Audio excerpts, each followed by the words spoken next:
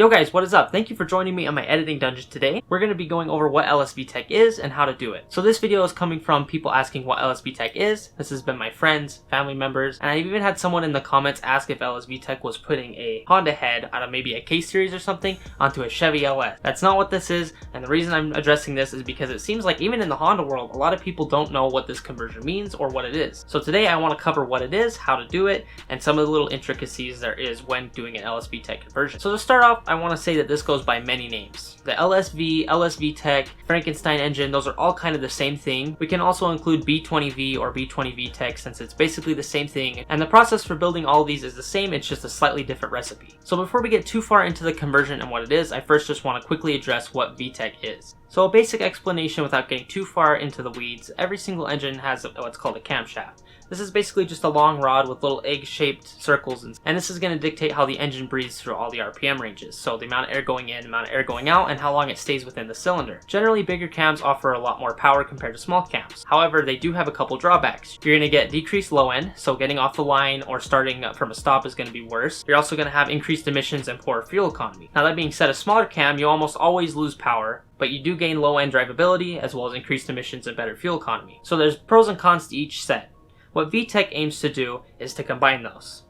Through the low RPM ranges, you're going to be operating on a smaller camshaft, meaning you're going to have better torque at the low end, improved fuel economy, and improved emissions. And then after a certain peak in your RPM range, so the faster the engine gets, it's going to hit a spot where it's going to cross over, and it's going to activate a different low, basically giving a larger cam profile. Now obviously there's a lot more that goes into this. I'm not going to be addressing that in this video. We're just going to be talking about the basics here. So now that we've established what VTEC is, we can kind of start to talk about what a VTEC conversion would be. So the B series engine family covers quite a few different engines, but there's a couple common ones that most people use. The reason you'd want to do a VTEC conversion is because you have one of the two main non-VTEC B series. This would be a LS or 1.8 liter in the LS trim of Integra, or you have a B20 which is a 2.0 liter that's inside of the CRV. These engines are fine and there's nothing inherently wrong with them, but as far as their performance output, it's significantly less than the B series engines with the VTEC system. So a VTEC conversion is basically just combining the two.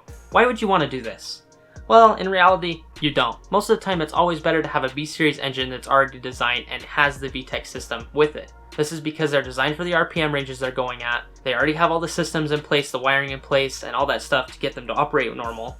As well as they're just easier to work on. There's not as much parts crossing as just a system you'd buy it for what the car was in, and then everything you have would go around that. Overall, they're just going to be easier to work on and more reliable. That being said, these swaps are getting pretty hard to find, but with increased demand comes increased price. It's pretty expensive and hard to find a actual VTEC swap. That's where a VTEC conversion comes into play. For the engine I'm putting together for my car, I'm taking a B18 B1, which is the LS Integra engine, and I want to increase that power significantly over stock, so I'm putting a B16 head on top of that. This is going to give me right out the gate a significant increase in power because these heads are better flowing, as well as it has the cams and better cam profiling for all the VTEC system.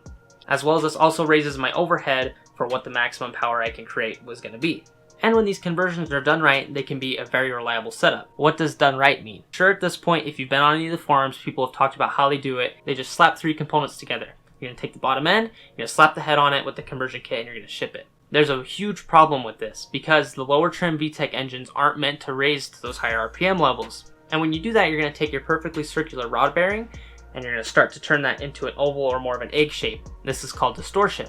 And 100% of the time, if you just throw it together with the stock bottom end and you go into those RPM ranges, there's no way to save it, you're going to blow your engine. It's going to cause your rods to spin, you're going to start to get rod knock, and then without repair, you're going to throw a rod through the block. There's no way to avoid this unless you upgrade your bottom end.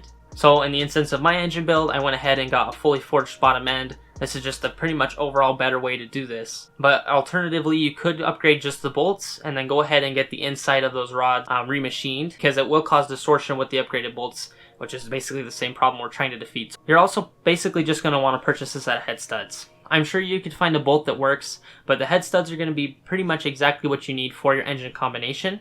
This is also the same as your conversion kits. You're going to want a good high quality conversion kit. They're going to have different combinations for your block and head as well, so you're going to want both a specific to your combination set of head studs and specific to your combination set of conversion kit.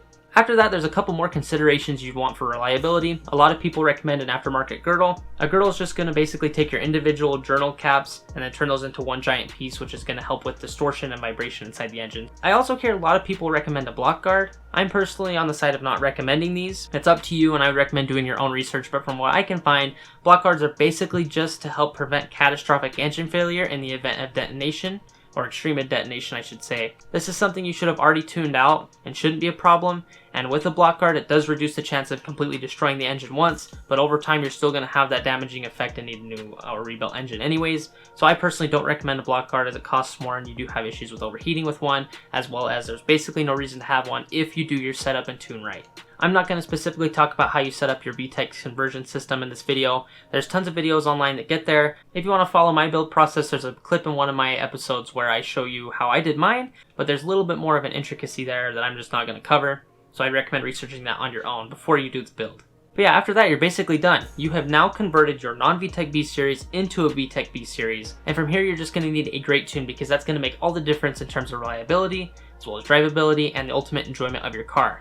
So I'd recommend contacting a tuner in your area that specifically focuses on Hondas and get them to give you a great tune to go with this new engine. As I said, this is going to be the determining factor on your longevity as well as enjoyment, so do not skip out on this step. This is something I see all the time people try to get away with is crappy tunes. I don't recommend it at all. So yeah, that's the basics of an LS-VTEC conversion. If I missed anything, please go ahead and point that out. And if you're interested in seeing my full build process, I have that on my channel. There'll be a card somewhere in the top, as well as I'm going to drop a link in the description below so you can follow that playlist. And it's going to show the whole build process of me putting an LS-VTEC engine together and then actually adding it in my car, getting it started, and so on and so forth. And as always, if you have any questions, comments, or concerns, drop those in the comments below, and have a wonderful day.